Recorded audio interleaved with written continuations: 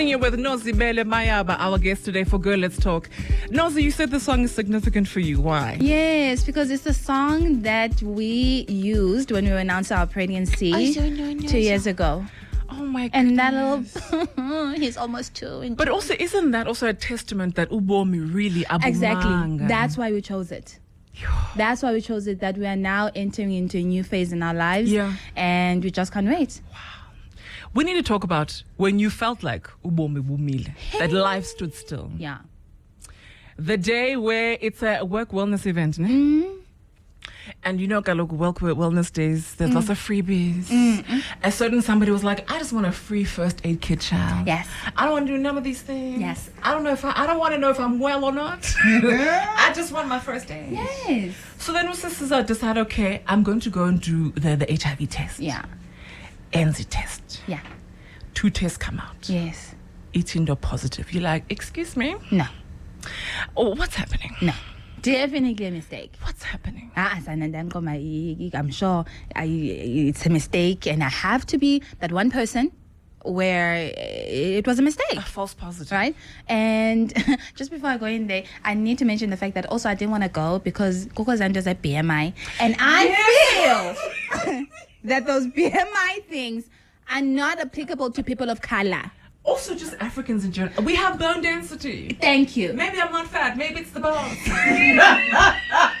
Don't mind the jiggle. It's the bones. Continue. Yes.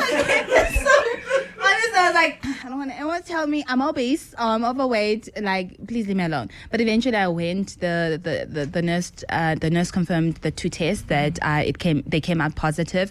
I was 21, 22. Sure.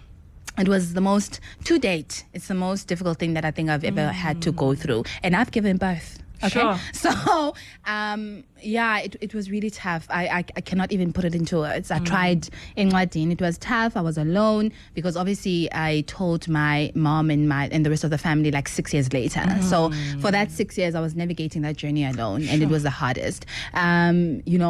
I'm educated enough. I'm aware, of what is going on. But immediately when it starts happening to you, then you start questioning a couple of things. Yeah. Oh no, I better not lose weight. Yeah. Then people really think are really going to think that I'm sick, right?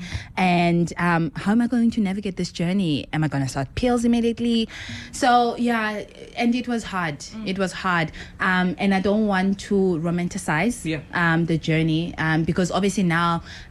Life is on the other side. I believe that everything happened for a reason. I'm able to use my story so positively. And over the last couple of years, I've seen people's lives literally changing, going back on treatment, having children after fearing that they're going to infect their children at birth. And but I don't want, once again, to romanticize that it was all rosy and everything was well. People that were close to me at the time will literally tell you how I was falling apart. Sure. I remember I was actually reflecting on this the other day that I remember calling my brother. I even remember where I was. Then he said, "Bye, ekinako, just by the McDonald's, okay? Drive through." I was facing the McDonald's, and I called my brother. I was like, "I think I'm losing my mind." I even remember that I think I'm losing my mind. And he says, "You're not. You just need to go through the process. Sure. If I could take your pain, I would. If I could say you're going to feel better tomorrow, I would be lying. But you have to go through the process, however way it's going to look like." I do wonder, though, from the age of 21, where you hear that, okay, I am now living with this disease, to now be in your 30s, how is your relationship with this thing that is HIV changed? Because from the beginning, it's fear, it's paranoia, it's all of abantu bazothini. How is your relationship with it now? No, there's definitely obviously acceptance of it over the years that, I can't go back and make a different decisions. And I actually don't think I'll ever want to go back and make a different decisions because that was one of the incidences that shaped the person that I am today. However, I'll be honest, I'm human, dingomdo. And I get triggers. I was triggered when I felt pregnant and thinking, okay, what's going to happen next? When the doctor told me, oh, you can't breastfeed, you can't give birth naturally. when Ulumi was born and had to do those tests, umntana bayam-injector, and I'm there thinking, oh my goodness, if the story was different, I wouldn't go through this. I'm reminded every day when I need to take my pills and when I don't feel like it, and I'm forced to take it, because obviously I want to live longer for my family, for my child. So the acceptance is there, but I'm human. It goes through phases. What I appreciate about the journey, in particular by myself, how I've handled it, is that there's a level of acceptance. There's a level of awareness that I believe I have. So immediately when I start feeling funky, then I know, okay, hang on.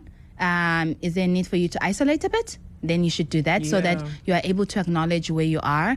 I don't believe in just go through, just push. No. I am able to go back, absorb, isolate, deal with myself, and then move forward. Yeah. You know what, your story resonates with a lot of us simply because I think we see ourselves in that, young girls who grow up, being astute, good girls, good grades, ambitious. And then you fall in love. Yeah. And then all of a sudden, your first ever relationship, jiggy, sharp kev. Yeah. What do you do with the anger? Because there's anger, there's confusion. What do you do with that? Because one, you're angry at the situation. Yeah. I've been doing good, Lord. Yeah. Lord, why me? Yeah. I'm by the book. Yeah. You know what, let me tell you this, and this is the one advice maybe I can give to another person that's going through this. And it doesn't have to even be like an HIV diagnosis, just in general. One of the things that I regret, but I was able to deal with it later on, is how I suppressed my anger and my emotions. And I tend to see it a lot, also how I deal with things even now, where I'll just, absorb and just suppress everything. And then what that does is it manifests itself in different ways, right? And I don't like that. So I always say, Bana, girl, whatever it takes for you to get to a point where you're okay, that's what you're going to do. You can't dictate how everyone is going. Oh, you must forgive. Oh, Nozi, it's going to be okay. Forgive this person. No, guys, can we just let people be and deal with the emotions however way they feel like it? Because because I've seen it over the years, there have been moments like, hey, ngasendimbone airport. Like ngasendimbone. Just once. Okay, just in a freeway by chance, or is they on the side of the road? I won't do anything to harm. Just a choice of words. Selective words that I feel like very desire. Understand? Yeah. So when I started working through that with my therapist, they said, no, it's because you've suppressed a lot of feelings. Now, years later, they also start to come out in different ways, in different scenarios, in different situations. So deal with it.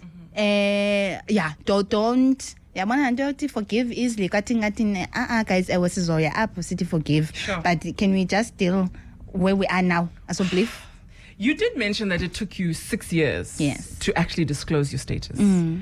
When you did decide to disclose it, did you feel like you had to also coach now everybody else in terms of how to deal with this thing? And maybe the language around it as well, Because you had to learn it yourself. Literally by figuring it out by yourself. Did you feel like you had to coach everybody else as well? Can I be very honest? Please be. So I decided, by the time that I disclosed my status to my mom, I had already decided that I am going to publicly disclose my HIV status. But I knew that the process of doing that is to first obviously disclose within my family. Umama ayazi what is going on. And literally, I told them Mhlambi today, and by next week, my YouTube video was already out, right? And people was like, "Wow, didn't you think you should have given her like more time?" She had a week, 7 days. Count the weekends. Don't you be like, you should have given Roma more time to just digest? And I always say, like, guys, I think I was at that point where, hey, it's actually my story. It's not anyone else's story. I definitely sympathize. I definitely am empathetic in terms of how Mama, was introduced to the story and how she would actually deal with it. But at the end of the day, I needed to. And I'm so glad that I took that stance because if I don't think Mama would have gotten over it, right? It was actually that push that enabled her to literally, naye ahambele phezulu ba, no, it is what it is, and I'm going to support, my daughter. So to answer your question, I don't think there was a language that I used. Okay, I kind of prepared them. Guys, it is what it is. I'm sorry, ke? You understand? I had to deal with this for the last 6 years. Yeah. And, the one thing that I appreciate about my mom, when we often speak about, not actually speak about it, in passing. Yeah. She says how she's able to use also my story to counsel other moms that are in a similar position. Sure. Then that's when I was like, hey, actually this is much bigger than me. And also how, guys, do you understand the mind shift? Yeah. That needs to happen for that to get there. Yeah. Mama is in her 70s. Like when this happened, she was like almost 70. A mind shift that needs to happen to Umdonjalo, who's continued ngendlela ethile, very conservative Christian, and dead set on their ways. And how it's so refreshing how she has now also, bloomed into this person that is used for a greater good. So it could have gone bad, I always say, but man, it went really, really well. And I'm so proud of that. Yeah. It's one thing to live with HIV, and then it's a whole other thing to be an HIV activist, which means to live it publicly and to educate and to guide people. What made you choose to actually be an activist as well as advocate for those living? I did not choose. What do you mean you didn't choose? I did not choose. You made a choice. No. Okay, let me say it like this. I just wanted to take my power back by doing that. I'm like, hey, my then partner and I were the only ones that knew about my status. So every time, like, I felt like we're the only ones that know what's happening, and that was taking my power back. But you're not going to tell my story your way. I'm going to tell my story my own way. And I didn't realize, honestly, I thought it was going to be the mama from next door, Tandindaba. That was like, hey, nibonele nina YouTube video kanozi. And I thought it was going to be like that circle that's going to know what happened. I wasn't prepared, Andy. Sure. I was honestly not prepared. And especially even for the platform that I used, YouTube, at the time, it was like mostly lifestyle content creators, makeup artists that were, prominent on those channels. So I didn't think about, this is going to be, part of what I'm going to do next. Never. But again, to what you're saying, that now I accepted it. But again, whether you like it or not, you are going to be in this field, because Abantu, they need help. They need help. They need some kind of relevance. They need to see themselves in the story. And unfortunately, you are going to be the person of staging or whose story is going to be used to carry that message. Sure. So it's tough, though. It's tough. The reason why I'm saying it's tough is because for a long time, up until I'll say about 2 or 3 years back, I realized that I don't need to carry anyone's story anymore. And that's a tough one because abantu bafuna uncedo mfondini, yabona, and I think they also obviously underestimate how it can impact you, how it can trigger you. Absolutely. I met a 19-year-old that was diagnosed at 17 the other day, and there was that apparently but you appreciate the story, you help where you can, but Nozi, it's not your story to carry. Sure. So I think that's what the difference is now. Powerful. Nozi, we've got so much to chat about. Okay. By the way, the WhatsApp line is open. I've got 3 copies of a book, Positively Me. It's a really good book. Easy read. I feel like I'm reading like a good diary entry. That was the point. Nozi, why are you telling me this? But keep on. What's happening, girl? So I've got 3 copies. Just send a question through. Maybe if there's a thought, maybe if there's something that inspires you, please come through, send a voice note through, and we'll be giving that to you with a personalized note. In the next bit, I want to chat about Nozi's beginnings, because I feel like our parents' stories infect and affect our own stories. Absolutely. So we'll chat about that in a bit. All right. Nozibele Qamngana-Mayaba in studio. It is a special edition of Girl Let's Talk, and today we have a special guest, Nozibele Mayaba. Hello, darling. Hello. You still good? I'm actually going to say, why did you say I have 2 left feet? Well, I've seen you dance. Yeah, I've seen you dance. I'm like, I'm gonna post a video of me dancing today. That's one man and about this girl said I have 2 left feet. But you do. Okay. I think if you follow her, you know. Her and that husband of hers. It's cool. Not me. It's you too. Oh no. But us judge. Okay. Let's talk family. Yes. Okay. Because I really do believe that sometimes in our journey as we grow, we understand our own wounds in life. And then we realize how those wounds are also connected to our parents' individual wounds. Because also now we see them not only as mom, dad, we see them as a woman and a man. So when you look at your father specifically, because you speak in your book about your relationship and how much of an, I would say, absent parent, if you will. And a big part of that, I'm realizing that there's an impact there that your father had in terms of not only your upbringing, but also in terms of how you show up in the world. Yeah. I actually want to read a bit of an extract from your book. Oh. Okay. So in the book, Positively Me, she says, our association with the Mhlangas, which is your dad's surname, Yes. our association with the Mhlangas was just as fragile.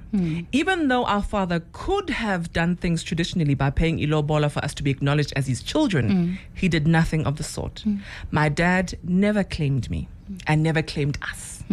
I would spend my whole life waiting to be claimed by him. How do you think your relationship with your father shaped how you show up in the world, work, relationships?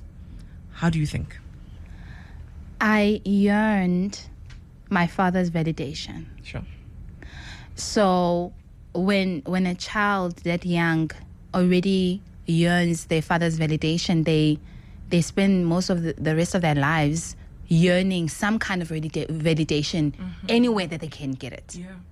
It shaped me in a sense where also in little things, my personality, how I show up. For example, for a long time, even at school, I was that girl where if you ask, Stella umdozo invite uzo welcome visitors, me, we're asking for someone's going to do this, me, because please see me, I'm here, because someone at home or someone who I regarded as he was my I thought he was so smart, he was my superhero, whether he knew it or not.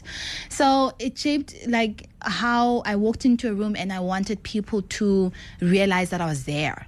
So I will project myself louder with my voice, with just how I speak, with my presence, because I'm not going to let anyone make me feel less than. I'm not going to let anyone make me feel like I'm not validated and I'm not seen and I'm not here. So anyone who dares to think that way, I am here whether they like it or not. So that's how Unozi was shaped growing up. And I had to really unpack a lot now as an adult, because those things don't leave you unless you acknowledge them. Unpack and that's a revelation I actually got from therapy, that no, but there's part of your personality that is shaped by the fact that you don't want to seem insignificant, and that stems from you not being acknowledged by a dad. And it's quite a complicated relationship between your mother and your father, because they met when they are both in different marriages. And they Dad was married. Dad was married. Yes, Mama was already divorced, if I can say it. In a separation. Yes. And they then, got together. But it was kind of a situation. So did you feel a sense of shame just growing up knowing that, okay, I'm born out of this situation, and your dad's actual rejection being stemmed from that? Does that make any sense? Yes, it was a rude awakening when, his family would be involved. So Dada owned a shop in PE, and on school holidays I would go and work to get extra money for home, but also to be more closer to him. And then other half sisters and abantwana from the first marriage, from the second marriage, all of us were at one point working for the business, right? You see it, how his family treats abantwana of umchado and abanye abantwana being us. You see it in how my stepmom also prioritized abantwana bakhe and the children from the first marriage more than anyone else. Then as a 12-year-old, the fact that I could see it was evident, and it made me feel if only circumstances were different. Maybe getting a I remember there was a time when my brother needed to go to school, and there was a comment that was made, apparently by my stepmom, to say, that was, I always say Putin needs to write his own book, because I'm like, I don't know even how do you overcome that? How do you get over that? But then for me also, I'm like, in the next couple of years, I'm going to be in a similar situation. And I really was. So it's those things, how you treated by his family, by him, in this case by the wife and all of that makes you definitely ashamed. Yeah. And also the society to date does not take it kindly to abantwana abazelwe before umtshato. You see it. A woman gets married with like 2 kids. Oh, so what are they going to teach other young girls? Sure. Like happy. Sure. So it's still there. Wow. It's still there. You speak a lot about your mom's individual journey. Yeah. And I appreciated that, because it gave such good context in terms of who you are. Yeah. I do wonder, because we've had this conversation before with the girls. Yes. About our mother's wounds. Yeah. What do you pray for her, and which wounds do you want for her to get healed and healing from? I think it's so interesting, because I talk about how I felt invalidated and insignificant when it comes to my dad. Yeah. It was like an aha moment, the fact that my mom most probably feels the same way. Not only by my dad, but by so many people that in her life, from her past former in-laws that thought she could not have children, and she suffered physical and emotional abuse, to my dad, and how she was treated not only by him, by many other mistresses. The fact that ufuna ntoni kulo muntu onganamfundo, ongafundanga, and all of that. So mama, there's definitely a lot of self-esteem. Obviously I'll explain njani self-esteem when you're 75.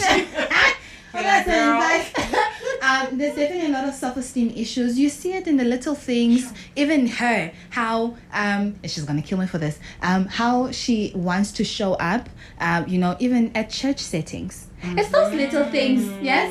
And it's so refreshing. It's so refreshing to see. Where I've had to sometimes I'm like, girl. Like, I want my mom from this one, girl. Wow. Remember yourself. Please remember your position and yourself. You see it. Yeah. How she wants to show up in church settings, how she wants to show up in the community, how she wants to show up within her friends, how she uses even my story about when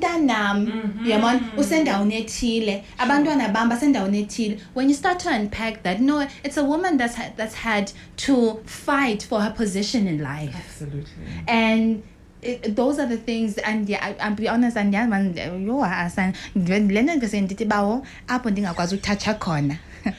I can't touch, please extend your hand.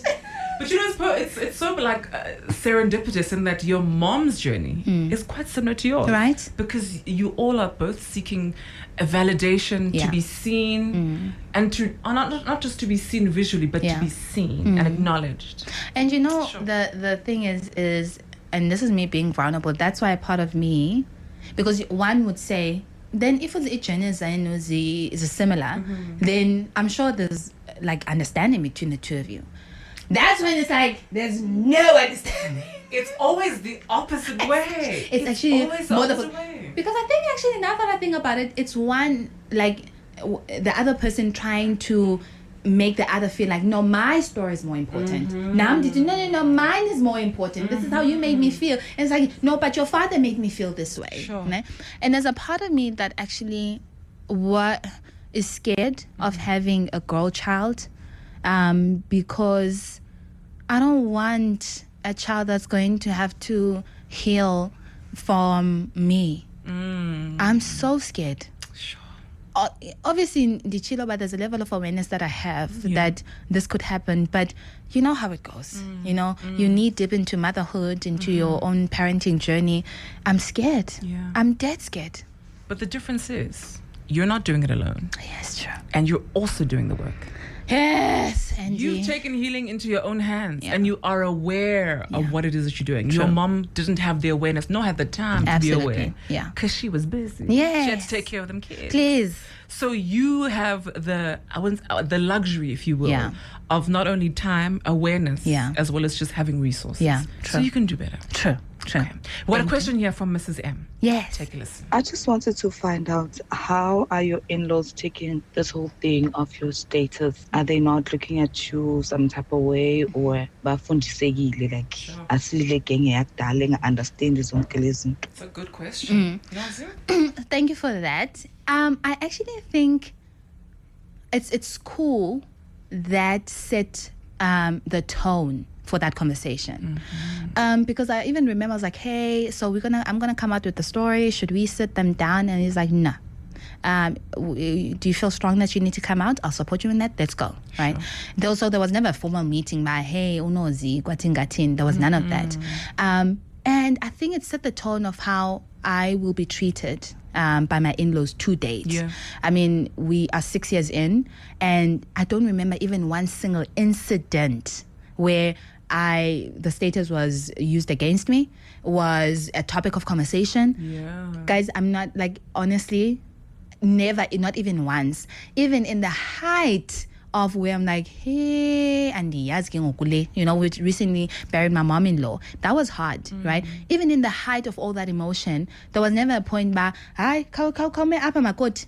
No. And I believe it's the partner that sets that tone. Absolutely. But also, I wouldn't say like book-wise, or what is going on or whatever. But also, I guess the family linkage when it comes to, the status or HIV just in general, a person of a person that was positive back then or even now. So that shares some kind of light into it. But to date, none. And I know, and I always say this to school, listen to me.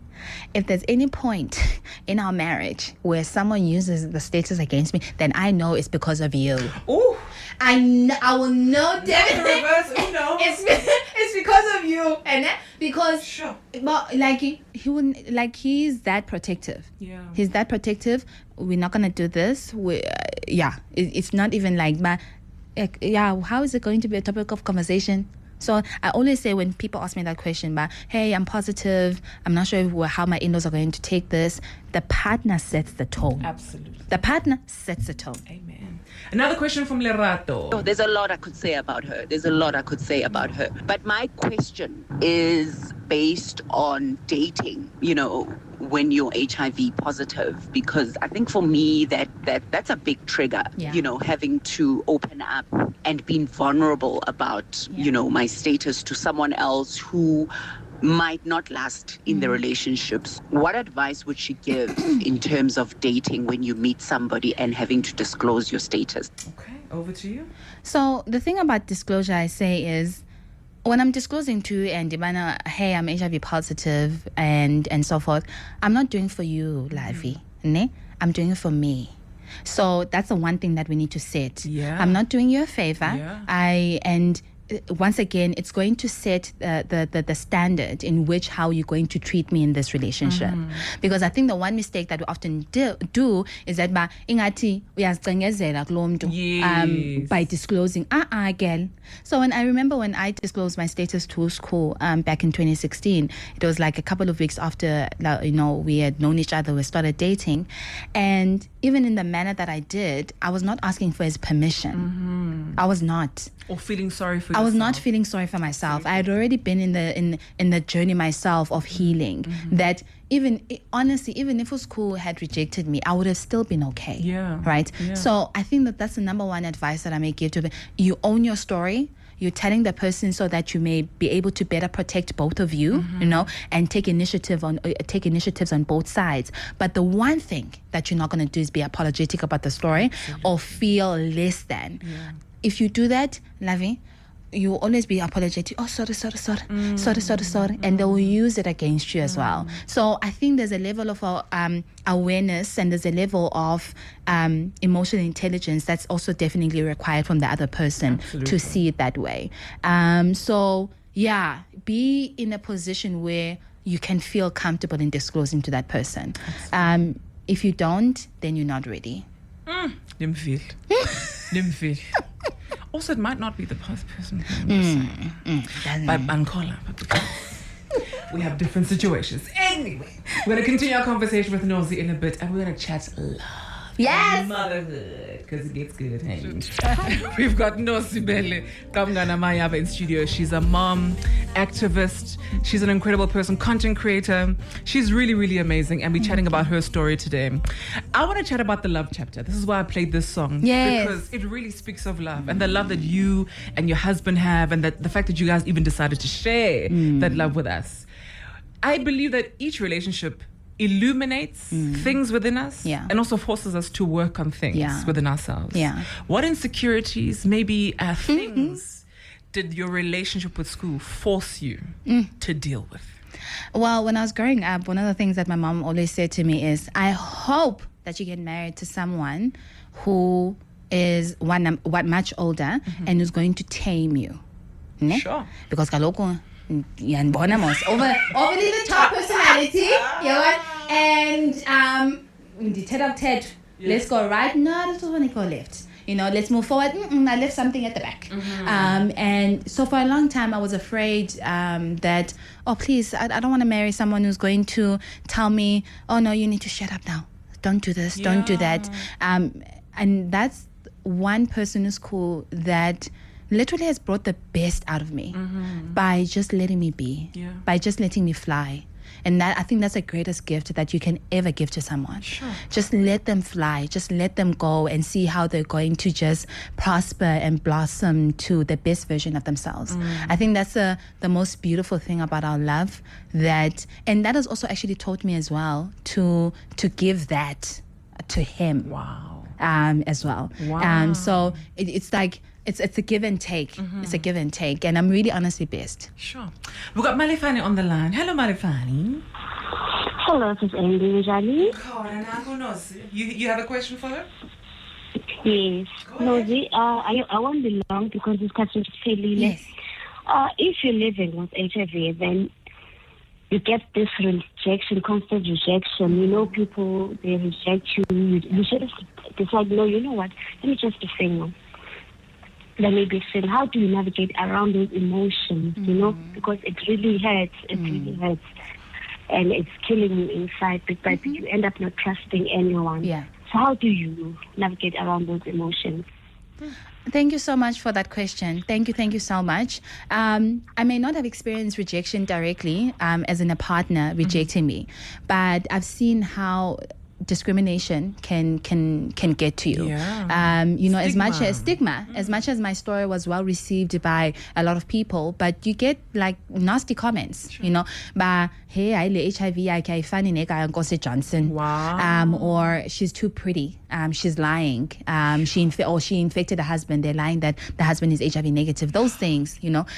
So I think once again can we just not underestimate how we constantly need help. So me literally going back to therapy, and therapy, guys, seeing a psychologist can be expensive, but we have incredible social workers or NGOs around our communities. Absolutely. That's the only way that you're going to have to make it work, because you can't change someone's perspective. I can't say, no, you have to speak to this person. Get help to get you to a place where even if they reject you by 10, it's still okay. That's not going to change the person that you are. Sure. So really, really, let's work on getting help and working through those emotions. What is it about that rejection that triggered you? What made you like less than a person just because that person rejected you? Wow. Yeah. Okay. I'm not ready. Malefani, by the way, I'm going to give you a copy of the book, okay? She's going to write a special note just for you. Mrs. M. Lerada, I want to give you a copy as well. Last question from Malitsema. Take a listen. I just wanted to find out did she get any help regarding umntwana after giving birth? Did she go home? Didn't know mama or mama zala? How was the feeling of getting a firstborn? That's what I just wanted to find out, because I had to just do it alone with hubby. So did you get any help? Wow. No, that was difficult because we also did it alone, school with the friends that became family now, because both our moms are in their mid-70s and badala, so it would have been another whole situation. I'm a first-time mom, I'm vulnerable, so that was also hard. But through the help of friends and that circle of of friends and family, I was able to navigate. But as a first-time mom, you literally like, what the hell am I doing? But work it day by day, literally take it day by day. Okay, and don't feel bad. There are times where I was again, and it's okay. It's okay. Just don't leave the house. Just don't leave the house.